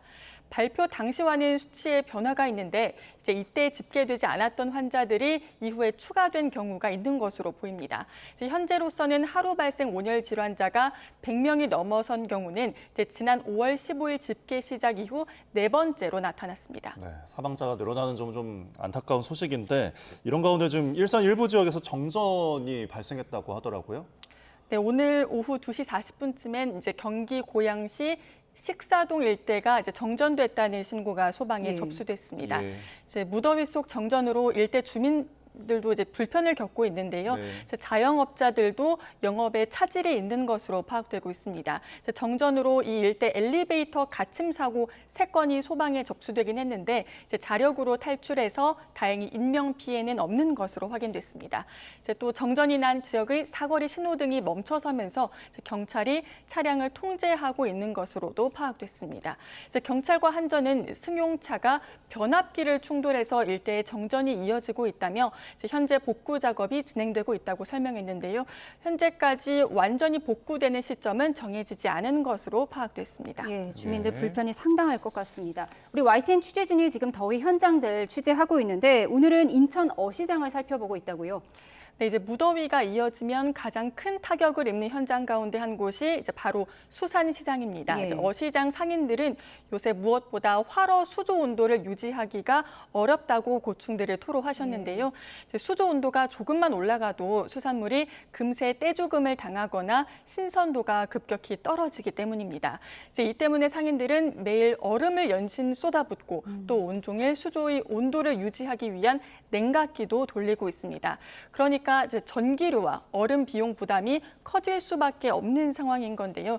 이제 정작 찌는 더위에 손님 발길은 또 끊긴 상태라서 이제 상인들의 피해가 갈수록 늘어나고 있습니다. 네, 무엇보다 또 인명피해 소식이 들릴까 우려되는데 지금 전해지고 있습니다. 길거리나 차 안에서 숨지는 안타까운 사고도 있었다고요? 네, 이제 폭염이 이어지는 가운데 인천에서는 길거리를 배회하던 40대 남성이 숨졌습니다. 이제 열사병이 사망 원인인 것으로 추정되고 있는데요. 어제 아침 인천 계산동에서 이제 상의를 입지 않은 남성이 돌아다닌다는 신고가 소방에 접수됐습니다. 구급대가 발견했을 당시 남성의 체온은 38도를 넘은 상태였고요. 또 이후 40도 가까이 치솟았던 것으로 전해졌습니다.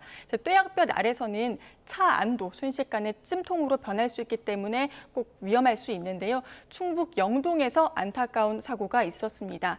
그제 오후 2시 반쯤에 50대 여성이 주차된 차 안에서 숨진 채 발견된 건데요. 다슬기를 잡으러 왔다가 그 어지럼증을 느껴서 차 안에서 휴식을 취하던 중이었는데 발견 당시 에어컨은 꺼져 있었고 창문도 모두 닫힌 상태였습니다. 경찰은 밀폐된 차 안 온도가 이제 순식간에 치솟으면서 열사병으로 변을 당한 것으로 보고 있습니다. 네, 우리가 계속 야외 활동 자제하라 이런 권고를 하긴 하지만 이런 더위에 꼭 야외 활동을 해야 되는 사람들도 있잖아요. 작업자들이 좀 위험에 노출되는 것 같습니다. 맞습니다. 이제 경기 김포시 고촌읍에서 80대 남성이 비닐하우스에서 작업하다가 숨지는 사고가 있었는데요. 소방은 출동 당시에 체온이 40도를 넘었던 점을 고려해서 이제 밭일을 하다가 온열 질환으로 숨진 것으로 보고 있습니다. 이제 질병관리청이 집계한 온열 질환 세부 통계를 들여다보면 위험군이 더 명확하게 보이는데요. 65세 이상 고령층이 전체의 32.1%로 3분의 1을 차지하고 있고요. 발생 장소는 실외 작업장이나 논밭 같은 야외가 78.8%로 이제 대부분이었습니다. 그러니까 땡볕 아래서 일하는 야외 노동자나 어르신들의 피해가 집중되는 상황입니다. 네, 더위 인명피해들이 이렇게 전해지고 있는 반면에 또 물놀이 사고나 순환 사고로 인한 피해도 전해지고 있는데 먼저 경기 수원에서 있었다고요? 네, 어제 새벽 1시 20분쯤에 경기 수원시 영통구 신대호수에서 이제 남성이 수영하고 있다는 신고가 소방에 접수됐습니다. 당시 남성은 술에 취한 상태였던 것으로 파악됐는데요. YTN이 확보한 CCTV 영상을 보시면요. 혼자서 술을 마시던 남성이 구명 튜브를 챙겨서 물로 뛰어드는 장면이 그대로 담겼습니다. 예. 다행인 건 남성은 건강상 별다른 이상 증세는 없었고 병원 이송을 거부해서 현장에서 귀가한 것으로 확인됐는데요. 경찰은 야간 음주 후 입수는 인명사고로 이어질 수 있는 매우 위험한 행동이라고 강조했습니다. 네, 혼자 술을 마시던 남성이 스스로 물에 뛰어드는 현상, 그 화면 보여드렸고요. 이런 순환 사고가 서울 한강에서도 있었다고요? 네, 맞습니다. 이제 더위 피하고자 물에 들어가실 때 안전사고에 각별히 주의하셔야 하는데요. 이제 그제 아침 서울 잠실대교 근처 한강에서 이제 수영하던 30대 남성이 수중보에 빨려 들어가는 사고가 났습니다. 그래서 구조대가 7분 만에 출동해 심정지 상태인 남성을 찾아 이제 병원으로 옮겼고요. 구조대는 한강 물놀이를 조정하는 물높이를 조절하는 수중보 주변에 이제 거센 소용돌이가 생기면서 사고를 당한 것으로 보인다고 설명했습니다. 네, 이런 소식도 또 전해지는데 가축이나 어류 폐사도 늘고 있습니다. 지금 농축수산업의 피해가 상당할 것 같아요. 네, 현장 이야기를 들어보면요. 예. 그 축사에 스프링클러나 이제 대형 선풍기도 틀고는 있지만 열기를 식히기에는 부족하다고 입을 모읍니다. 이제 지난 5월 중순 이후 그제까지 폐사한 가축은 닭과 오리 같은 가금류 40만 4천여 마리, 예. 돼지 2만 8천여 마리 등 모두 43만 2천여 마리로 집계됐습니다.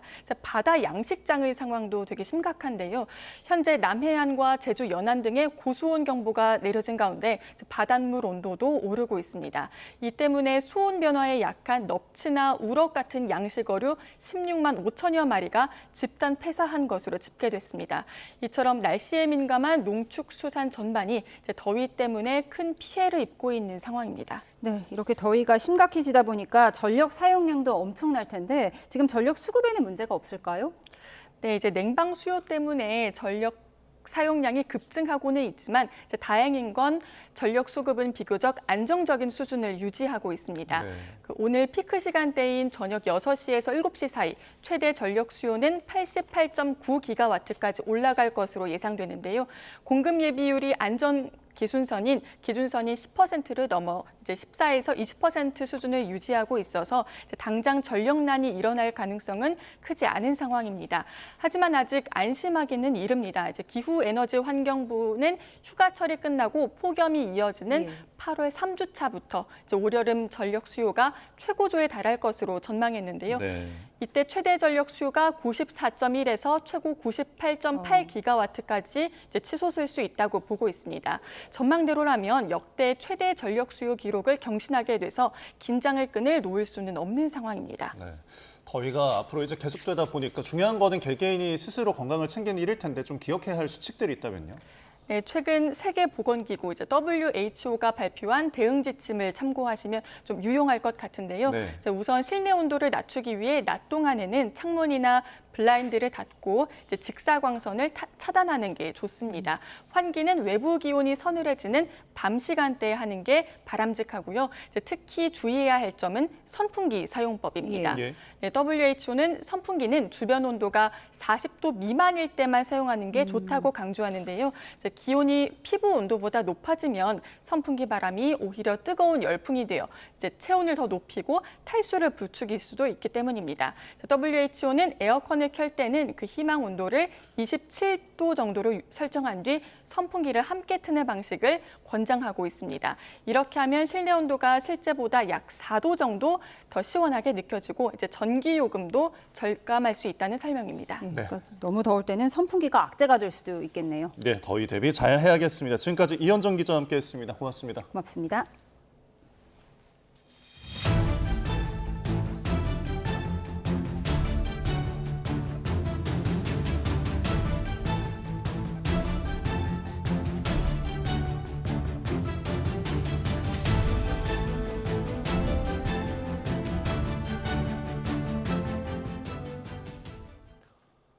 네, 지난주 금요일에 18%나 급등을 해서 6,600선까지 갔던 코스피가 오늘은 5% 급락을 해 6,200선으로 털썩 주저앉았습니다. 지난주 금요일 코스피를 이끌었던 외국인과 기관이 4조 8천억 원 가까이 순매도를 하면서 코스피의 급락세가 컸는데요. 취재기자 연결해서 금융시장 상황 짚어보겠습니다. 유환웅 기자, 코스피가 온탕과 냉탕을 반복했는데 오늘 상황 어땠습니까? 네, 코스피가 오늘 3.6% 내린 6,358로 출발해 5.1% 내린 6,257로 마감했습니다. 급등 하루 뒤 또 급락하는 널뛰기 장세를 보였습니다. 코스피 대장주 삼성전자는 9% 내려 23만 원대, SK하이닉스도 9% 내려 156만 원대로 마감했습니다. 지난주 금요일 외국인과 기관의 동반순 매수로 코스피가 18%나 폭등했는데 오늘은 외국인과 기관의 동반순 매도로 코스피가 급락했습니다. 시장에선 외국인과 기관의 차익 실현 매물이 쏟아진 것으로 보고 있습니다. 코스피 시장에서 외국인과 기관은 4조 8천억 원 가까이 순매도를 했고 개인은 홀로 순매수를 했습니다. 코스닥은 1.36% 내린 710으로 출발했지만 2.4% 오른 737로 마감했습니다. 장 초반엔 상승폭이 5% 이상 커져 올해 16번째 매수 사이드카가 발동됐습니다. 코스닥 시장에선 기관과 개인이 순매수를, 외국인이 홀로 순매도를 했습니다. 이번 주에는 미국과 이란의 휴전 협상과 미국 7월 고용지표 발표, 그리고 AMD, 샌디스크 등 주요 반도체 기업의 실적 발표 등이 예정돼 있습니다. 기대감과 우려감이 공존하면서 시장의 변동성이 커질 수 있을 것이란 전망이 나오고 있습니다. 원달러 환율은 1,429.8원으로 주간 거래를 마쳤습니다. 트럼프 미국 대통령이 이란 공습을 취소하고 협상을 재개하겠다는 방침을 밝히면서 국제 유가가 하락했습니다. 이와 함께 미일 정부의 시장 개입으로 엔화 강세와 달러화 약세가 나타나면서 원화 환율 역시 하락 압력을 받았습니다. 지금까지 YTN 유환홍입니다. 글로벌 투자은행 모건 스탠리가 한국 주식시장에 대한 투자 의견을 기존 비중 유지에서 비중 확대로 전격 상향 조정했습니다. 모건 스탠리는 시장 내 과도한 레버리지 청산으로 가격 부담이 낮아지면서 코스피가 자체 목표치인 9,000선까지 약 36%의 추가 상승 여력을 갖추고 있다고 평가했습니다.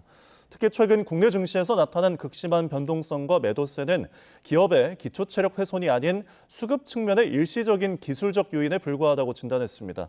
이에 따라 현재 한국 증시 상황이 인공지능 트레이딩과 반도체 슈퍼사이클 테마주의 저가 매수로 진입할 수 있는 최적의 기회를 제공하고 있다고 덧붙였습니다. 미국과 일본 정부가 엔화 가치 하락을 막기 위해 외환 시장에 공동 개입한 사실을 인정했습니다. 양국이 함께 엔저 방어에 나선 이유와 앞으로 어떤 영향을 미칠지 화면 보면서 설명드리겠습니다. 스콧 베선트 미 재무장관과 가타야마 사스키 일 재무상이 엔화의 과도한 변동성에 대응해 지난달 31일 공조 개입을 단행했다고 밝혔습니다. 우리 두 나라가 함께 엔화를 사들인 건데 양국 공동 개입은 2011년 3월 이후 15년 만입니다. 트럼프 미 대통령은 이번 개입이 미일의 우정을 보여주는 신호라고 강조했고 베선트 미 재무장관은 추가 개입 가능성도 열어뒀습니다. 미국과 일본이 이례적 공동 대응에 나선 건 양국의 이해관계가 맞아떨어졌기 때문입니다. 엔화 약세로 고물가 부담이 커진 일본이 금리를 계속 올릴 경우 돈이 미국에서 일본으로 빠져나가며 미국 자본시장을 흔들 수 있습니다. 또 환율 방어를 위해 일본이 미 국채를 대거 매도하는 상황도 미국으로선 달갑지 않습니다. 이번 미일의 개입으로 엔달러 환율은 40년 만에 최고 수준이었던 163엔대에서 156엔대까지 크게 내려갔습니다. 같은 아시아 통화인 원화도 강세를 보이면서 원달러 환율은 지난 31일 한때 1,410원대로 9개월 만에 최저치를 기록하기도 했는데요. 향후 1,300원대까지 떨어질 수 있다는 전망도 나오고 있습니다. 다만 엔화 강세로 인한 우려도 있습니다. 저금리 엔화를 빌려 상대적으로 수익률이 높은 해외 자산에 투자하는 엔캐리 트레이드가 위축될 수 있다는 건데요. 이 경우 엔화를 활용했던 투자자들이 한꺼번에 자금을 빼면서 증시 변동성을 키울 수 있다는 관측이 나옵니다. 국방부가 서부 전선을 관할하는 한기성 육군 제1군단장을 직무배제했습니다. 최전방 소초 실탄 미장착에 이어 최근 미국 무인기 격추 소동까지 이어진 데 대한 책임을 묻는 차원으로 보입니다. 취재기자 연결해 자세히 들어보겠습니다. 강민경 기자, 국방부 발표 배경 자세히 설명해 주시죠. 네, 국방부는 최근 1군단 관련 사안에 대한 점검 및 조사와 관련해 중장인 한기성 현 군단장을 오늘자로 직무배제했다고 밝혔습니다. 서부전선을 관할하는 1군단은 올해 상반기부터 최전방 소초에서 중화기에 실탄에 장착하지 않고 경계작전을 해온 사실이 드러나 논란이 됐습니다. 1군단은 오발 사고를 예방하기 위해 근무 지침을 바꾸었다는 입장이지만 합동참모본부는 전방 지역에선 실탄, 삽탄이 원칙이라며 지난달 29일 조사 뒤에 필요한 조치를 하겠다고 예고한 바 있습니다. 1군단은 또 지난달 30일엔 경기 북부 전방 지역에서 한미연합훈련차 비행하던 미군의 무인기를 오인해 방공작전 태세인 두루미를 발령하고 요격을 준비하는 소동을 벌이기도 했습니다. 합참의 전비태세 검열 결과 발표에 따르면 미군은 훈련 전날 문자 메시지로만 비행 계획을 통보했고요. 또 육군 1군단 소속 실무자는 이 계획을 상부에 전파하거나 보고하지 않으면서 혼란이 커진 걸로 확인됐습니다. 한기성 1군단장은 학군 33기 출신으로 지난해 11월 중장으로 진급해서 군내 요직이라고 불리는 1군단장에 임명됐는데 당시 이 자리를 비육사 출신이 맡은 첫 사례로 주목을 받았습니다. 국방부는 직무 배제 기간에는 육군교육사령관이 1군단장의 직무를 대리할 예정이라고 설명했습니다. 지금까지 정치부에서 YTN 강민경입니다. 정성호 법무부 장관은 형사소송법 개정안이 빛의 속도로 통과됐다며 부작용이 있다면 신속히 보완해야 한다고 강조했습니다. 정 장관은 건강 문제로 인한 사의도 여전하다며 기존 입장을 재확인했습니다. 우조훈 기자입니다. 정성호 법무부 장관이 검찰 보안 수사권을 폐지하는 형사소송법 개정안 통과 이후 첫 공식 일정을 소화했습니다. 정 장관은 검찰청 폐지 전 마지막 신임 검사 임관식을 마치고 이번 법 개정이 유례 없이 빠른 속도로 이루어졌다는 점을 강조했습니다. 그러면서 선의로 설계된 제도라도 현장에서 예상치 못한 부작용이 발생하면 신속히 보완해야 한다고 당부했습니다. 이렇게 빛의 속도로 형사소송법이 빨리 개정된 건 처음일 거예요. 어떤 부작용이 나올지, 또 현장에서 어떻게 제대로 작동될지는 아무도 예측할 수가 없습니다. 다만 법무부 차원의 권한쟁의 심판 청구나 대통령 거부권 행사 건의는 적절하지 않다며 선을 그었습니다. 거취와 관련한 생각도 여전했습니다. 정 장관은 건강 문제로 사의를 표명했던 거라며 장관직을 더는 수행할 수 없는 상태라 입장이 변한 게 없다고 했습니다. 사의 표명 의사는 계속 유지하시는 거예요? 저는 이미 제 건강이 허락하지 않는 상황이기 때문에 그렇습니다. 더 할 일도 의지도 없다고 한 데 대해서도 주력했던 교정 분야 업무가 정상 추진 중이라며 종전 태도를 고수했습니다. 아직 사직서가 수리되지 않은 구자현 검찰총장 직무대행도 검사 신고식에는 참석했지만 형사소송법에 대한 언급은 없었던 거로 전해졌습니다. 보안 수사권 폐지에 따른 여진이 이어지는 가운데 사실상의 수장 공백으로 인한 법무부, 검찰의 혼란은 계속되고 있습니다. YTN 우종훈입니다. 네, 그럼 경찰 입장은 어떨까요? 홍석기 경찰청 국가수사본부장은 검찰의 보안수사권 폐지를 담은 형사소송법 개정안이 국회를 통과한 데 대해 최초 수사의 완결성을 높여 국민 피해가 없도록 하겠다며 첫 공식 입장을 밝혔습니다. 경찰의 수사 권한이 비대해졌다는 일각의 우려에 대해서는 공룡 경찰이 아니라며 일축했습니다. 사회부 연결해 자세히 들어보겠습니다. 윤혜리 기자, 국가수사본부장의 입장이 처음으로 나온 거죠? 네, 홍석기 국가수사본부장은 오늘 경찰청 정례기자간담회에서 형사사법체계의 중대한 전환점이라며 막중한 책임감을 느낀다고 밝혔습니다. 홍 본부장은 검사는 공소제기와 공소유지를, 사법경찰관은 수사를 책임진다고 명시돼 있다며 각 기관의 본연의 역할을 가지고 책임을 명확히 한 것에 대한 입법적 결단이라고 평가했습니다. 또 새로운 제도가 현장에 안착할 수 있도록 하는 게 최대 과제라며 하위 법령과 규칙을 신속히 재정비하고 인력과 예산도 차질 없이 준비하겠다고 말했습니다. 홍 본부장은 보안수사 요구를 받으면 최장 2개월 안에 수사를 마쳐야 하는 것에 대해서도 최초의 사건을 보낼 때부터 완결성을 높인다면 지금보다 보안수사를 요구할 내용이 대폭 줄어들 것이라고 설명했습니다. 또 신속하게 수사 완결성을 높여서 국민이 피해를 보지 않고 수사도 제대로 이루어지는 상황이 될 것이라고 다짐했습니다. 네, 경찰이 사실상 수사 권한을 독점한다는 우려에 대해서도 입장을 냈죠? 네, 홍 본부장은 경찰의 수사 권한이 비대해졌고 조직의 몸집이 커져 공룡 경찰이 됐다는 우려에 대해선 선을 그었습니다. 경찰이 잘못한 사건에 대해선 다른 기관이 위법성 여부를 수사할 수 있다며 경찰 수사를 견제하는 장치가 오히려 강화됐다고 설명했습니다. 무분별한 보안 수사 요구가 많아질 것이라는 지적에 대해선 사건을 청취하기 전에 검사와 충분히 협의할 것이라고 답했습니다. 또 수사기획조정부서를 중심으로 형소법 대응 TF를 만들어 제도가 안착하는 과정에서 나올 수 있는 문제점과 보완 방안에 대해 논의를 이어가겠다고 밝혔습니다. 이런 가운데 경찰청은 오늘 오후 수사제도 전반을 개선하기 위해 출범한 수사개혁위원회 두 번째 회의를 열었습니다. 수사개혁위원회는 이 자리에서 장윤기 사건 수사 과정 전반에 불거진 제19 감싸기 논란과 부실 수사 여부, 조직 내부의 구조적 문제 등을 검토할 예정입니다. 지금까지 사회부에서 YTN 윤혜리입니다.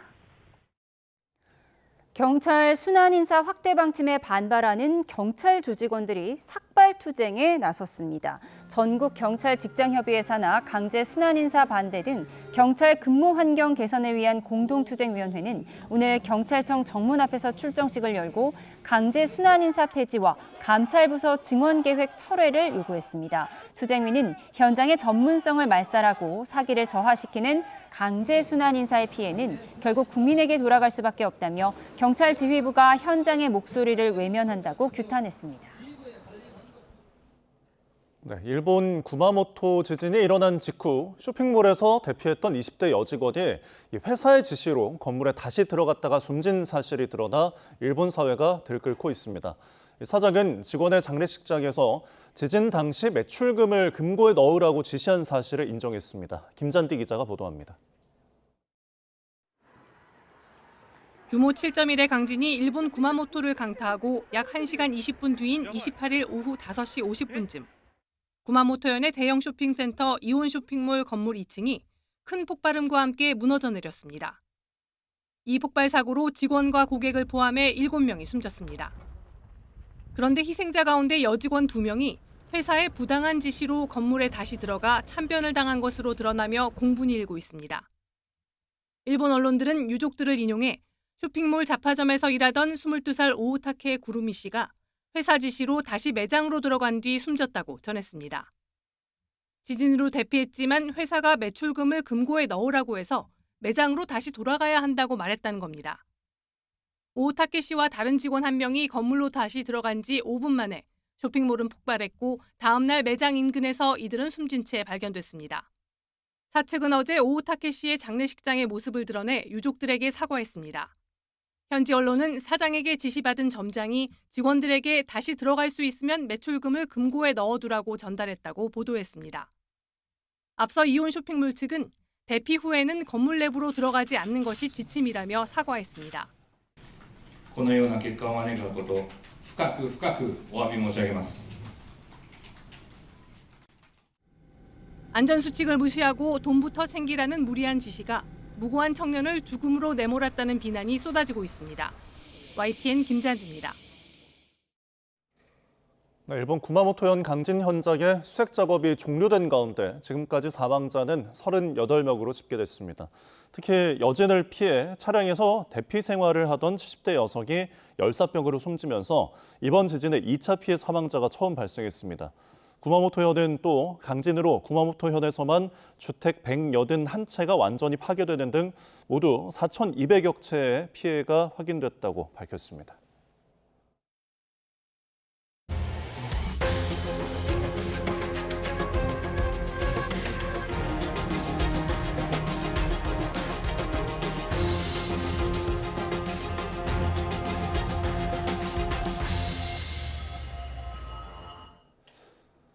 네, 트럼프 미국 대통령의 골프 사랑은 유명하죠. 중동 정세 불안이 이어지는 와중에도 골프 실력을 과시했는데요. 화면 함께 보시죠.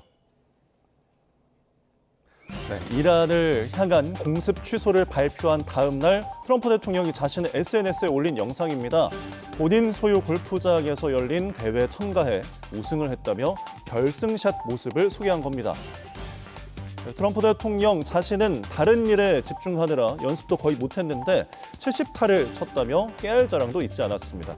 그러면서 다른 사람에겐 없고 자신에겐 있는 것 바로 재능이라고 강조했는데요.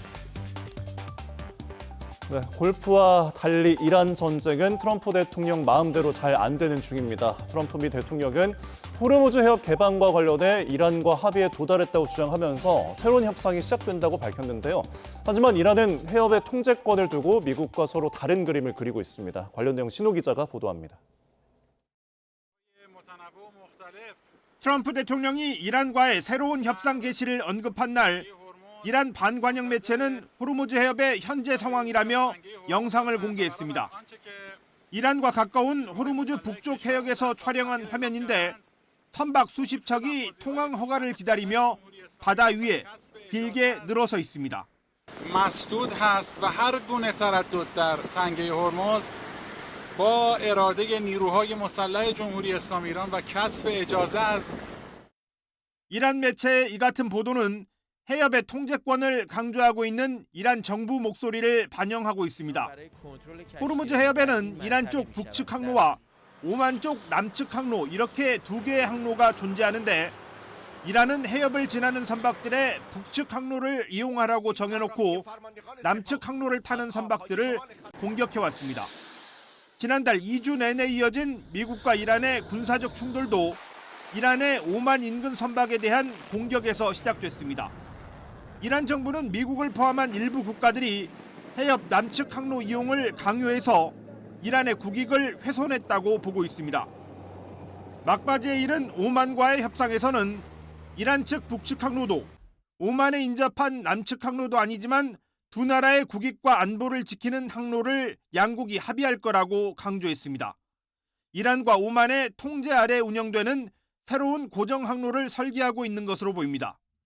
مسیری که مورد تفاهم دو طرف باشه منافع ما رو تامین بکنه چون ببین به هیچ عنوان قرار نیست تنگه هرمز به وضعیت قبل از نوح اسفند برگرده. 지난 6월 체결한 미국과 이란의 양해각서에서는 호르무즈 해협 무료 통항 기간을 협상이 진행되는 60일로만 한정했습니다. 이란과 오만의 논의에서 자유로운 무료 통항과 거리가 먼 개념이 적용될 경우 미국이 동의할 가능성은 거의 없습니다. YTN 신호입니다. 미국과 이란의 대치 국면은 일단 지난 6월 종전 양해각서 체결 때 협상 테이블로 되돌아갔습니다. 하지만 미국의 약점을 간파한 이란이 정세의 주도권을 쥐어틀며 사실상 트럼프 대통령을 손바닥 위에서 주무르고 있다는 분석이 나옵니다. 권영희 기자입니다. 대규모 공습을 장담하던 미국과 이란의 기습적인 맞불 선제 타격, 그리고 전격적인 미국의 공습 취소. 숨막히게 이어지던 강대강 대치는 결국 지난 6월 종전 양해각서 체결 당시의 협상 국면으로 다시 되돌아왔습니다. 그러나 정세의 본질은 이란이 판을 완전히 주도하는 뉴 노멀 단계로 진입했습니다.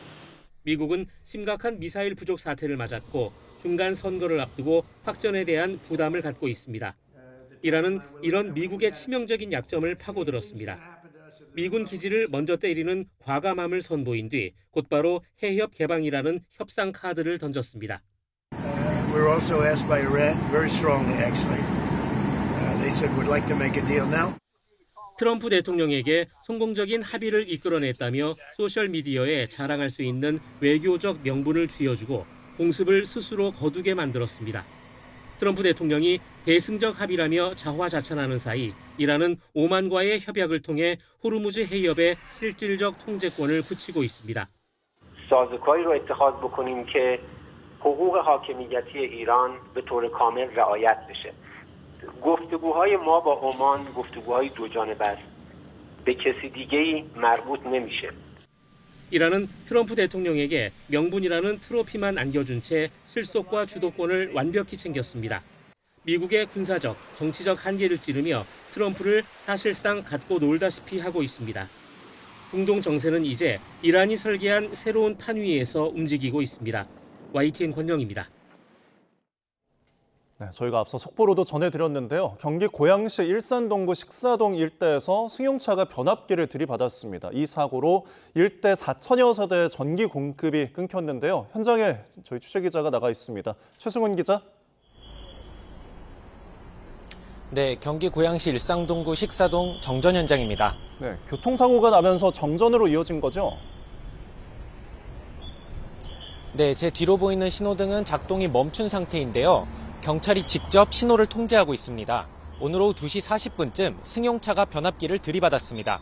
이 사고로 일대 아파트와 상가를 포함해 4,600여 세대가 전기 공급이 끊겼습니다. 정전으로 승강기 갇힘 사고 3건이 소방에 접수됐지만 주민들이 자력으로 탈출해 인명피해는 없었던 것으로 확인됐습니다. 네, 복구는 마무리가 됐습니까? 네, 저희 취재진이 현장에 도착했을 때까지만 해도 주변 상가 대부분이 정전 상태였습니다. 그런데 조금 전부터 복구가 완료된 것으로 파악됐습니다.